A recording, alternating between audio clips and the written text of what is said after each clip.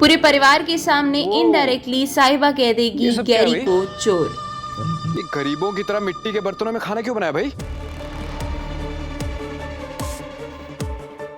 Listen, हमारी family ना तुम्हारी फैमिली की तरह कंगली नहीं है। This is a modern family. हमारे घर के सर्वेंट्स भी ना तुम लोगों से अच्छी जिंदगी जीते हैं।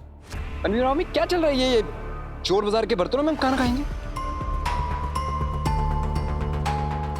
सारा मूड ही खराब कर दिया। शोर मचाए शोर। क्या? मैं कह रही थी कि चोर बाजारों में क्या होता है ये तो सिर्फ चोरों को पता होगा ना। मैं तो कभी गई नहीं हूँ चोर बाजार।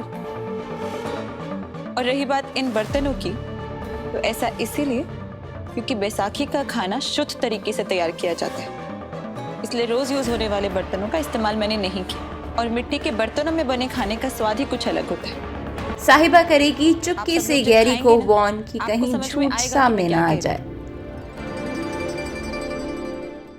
तुम भी खाना गैरी, लेकिन जरा संभल के। शुद्ध खाना खाने से मन की मैल और झूठ दोनों पकड़े जाते हैं।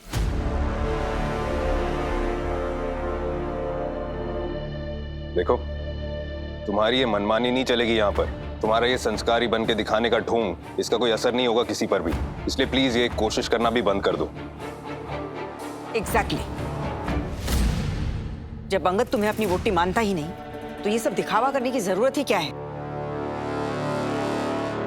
ऐसा क्या कर दिया है साहिबा ने जो तुम्हें ये सब ढोंग, ड्रामा और नाटक लग रहा है?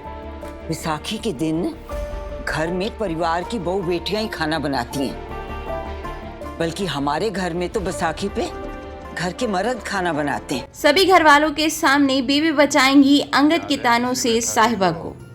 मैंने और जसपाल ने मिलकर खाना बनाया था।